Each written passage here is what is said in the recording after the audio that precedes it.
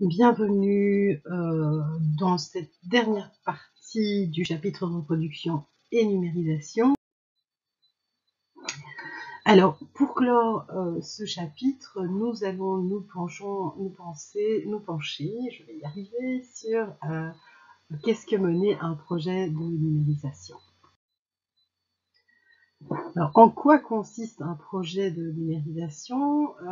Une des erreurs qui est parfois faite par les étudiants en stage ou en TFE, c'est de n'envisager que l'étape de scannage, alors que c'est un processus beaucoup plus global. Donc, la numérisation, ça doit vraiment être envisagé comme un projet, et l'étape même de numérisation, le scannage, n'est qu'une partie de ce projet. Donc, évidemment, ce qui va suivre va plutôt être axé sur les archives courantes et semi-dynamiques, mais l'idée ici est de bien se garder en tête que la numérisation doit être envisagée comme une démarche globale. Exemple pour un organisme qui souhaite archiver ses archives dynamiques, c'est-à-dire les documents qui ont encore une valeur administrative, ou pour un service d'archives définitif qui veut valoriser son fonds.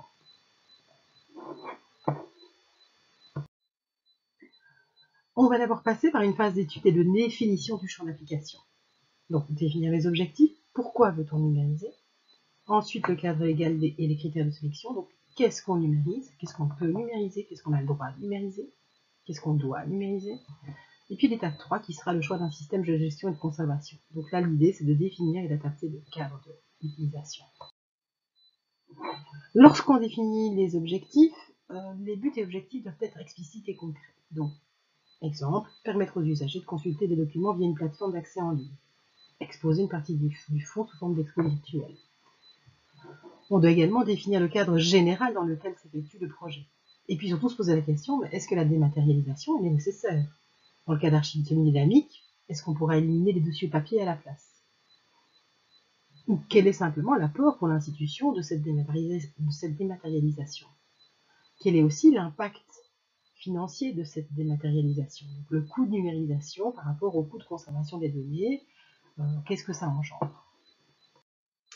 La deuxième étape du processus de numérisation, du projet de numérisation, ce sera de se pencher sur le cadre légal et les critères de sélection. Le cadre légal, l'idée est de déterminer la valeur légale et administrative des documents qu'on veut numériser.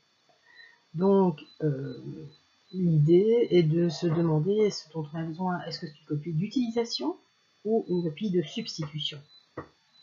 Est-ce que on a besoin d'une valeur probante ou pas pour ce document? Un autre élément à prendre en compte, ce sont les exigences qui dépendent de la nature des documents. Donc, par exemple, est-ce qu'un simple document administratif diffère ou non d'un document avec valeur juridique? Oui, évidemment.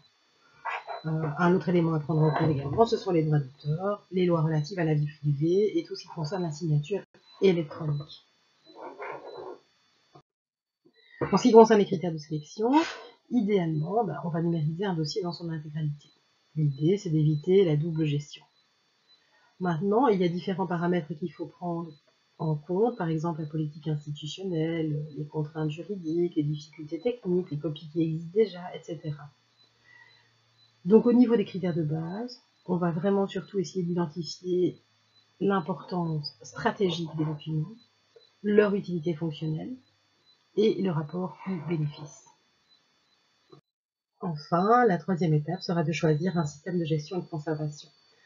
Pour les archives dynamiques et semi-dynamiques, on va plutôt parler de système d'archivage électronique ou système de gestion électronique de documents. À quoi faut-il penser dans ce cas? Est-ce qu'il faut gérer les modifications des documents, ce qu'on appelle le versioning, donc gérer les versions des documents? Est-ce qu'il faut gérer ou non les droits de destruction? Est-ce qu'il faut gérer ou non les délais de conservation? Est-ce qu'il faut gérer ou non la structure du plan de classement? C'est en fonction de ces différents éléments qu'on pourra choisir un SAV ou un système de gestion.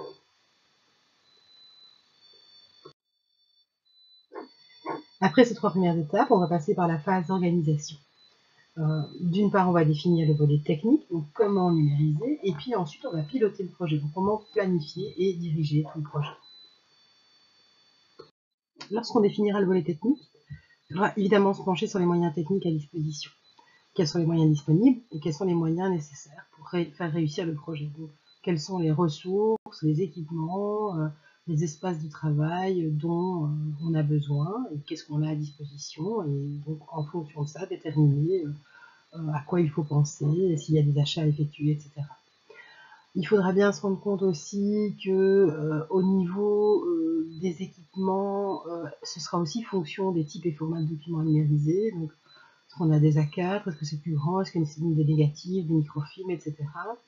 Il faudra penser aussi à la qualité de la numérisation et donc aux paramètres des équipements, tant en ce qui concerne le format de conservation que le format d'exploitation. Il faudra penser au support de stockage pour les informations qui seront numérisées. Au niveau du matériel informatique et logiciel, il faudra se demander si on a un logiciel, qu'est-ce qu'il doit permettre de faire, quelles sont ses fonctionnalités, etc. etc. Évidemment, un élément important du volet technique, c'est la description des documents numérisés. Il y a donc là lieu de déterminer un modèle de métadonnées adapté en fonction du projet qu'on mène. La description des documents numérisés passe cependant par les métadonnées descriptives, structurelles et administratives. Les métadonnées descriptives, c'est donc l'identifiant unique, la description physique et intellectuelle du document, tandis que les métadonnées structurelles, ce sont la table des matières, les index éventuels, etc., etc. Donc en fait, ce qui permet de naviguer et de présenter du contenu. Enfin, les métadonnées administratives sont relatives au matériel utilisé, à la résolution, aux paramètres, aux propriétés, etc. La définition du volet technique passe aussi par la définition des moyens humains. Donc il faut déterminer si on va travailler avec des ressources en interne ou si on va sous-traiter une partie du travail. Enfin, la dernière étape passera par le pilotage du projet. L'idée étant donc de planifier le projet en proposant un calendrier des opérations, une analyse des risques durant chaque étape du projet, donc quels sont les risques encourus, tant au niveau des vols que des documents abîmés, l'idée étant de minimiser évidemment les risques. Il s'agit aussi de monter une équipe pour répartir les responsabilités et de définir des procédures à suivre. Former le personnel qui participera au projet également, et en cas de sous-traitance, prévoir des accords, des conventions, des contrôles de qualité pour ne pas avoir de mauvaises surprises. Enfin, la gestion des coûts, donc tant du point de vue personnel que matériel, qu'opérationnel, que va coûter la gestion du projet, que vont coûter les formations, que vont coûter les réunions, les assistances techniques, etc. Tous des éléments auxquels il faudra penser. On passe ensuite par la phase d'exécution du projet, donc l'étape 6 qui sera la préparation du processus technique, donc comment préparer, classer, décrire. Ensuite l'étape 7, qui est une phase de test et de validation par échantillon, donc comment vérifier que le processus mis en place est bien de qualité. Et enfin l'étape 8, la numérisation, l'enregistrement et le contrôle, donc comment nommer les fichiers, quel format, quelle métadonnée, etc. Dans la préparation du processus technique, les documents à numériser vont devoir être analysés dans le sens où on devrait savoir le nombre de documents, le nombre de pages que ça représente, le type de support qui vont être numérisés, l'état dans lequel se trouvent les documents, les formats, etc., etc. Il faudra prévoir un schéma de classement pour ces documents numérisés, donc c'est-à-dire un modèle de nommage de fichiers créé, donc une structure des fichiers. Certaines métadonnées devront être enregistrées en amont de la numérisation.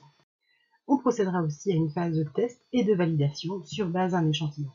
L'idée est d'analyser l'entièreté de la chaîne, de voir si ça se passe, si ce processus fonctionne, s'il est bien, s'il produit les résultats escomptés, etc.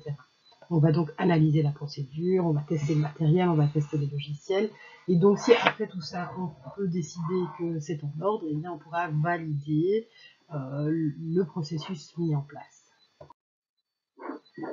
Et donc finalement procéder véritablement à la numérisation, à l'enregistrement et au contrôle. Il s'agira donc de scanner les documents, d'enregistrer les fichiers et d'appliquer des règles de nommage et de contrôler la qualité des fichiers créés. On passe ensuite par une phase de suivi et de maintenance. Donc l'étape 9, ce seront les stratégies de conservation, donc d'envisager l'obsolescence des formats et des supports. Et enfin l'étape 10, qui sera le système de gestion, c'est-à-dire comment gérer, conserver, diffuser et quelles règles d'accès octroyer.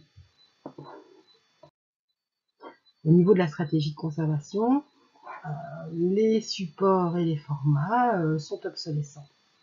Il y a donc lieu de protéger à long terme les données, les métadonnées. Comment?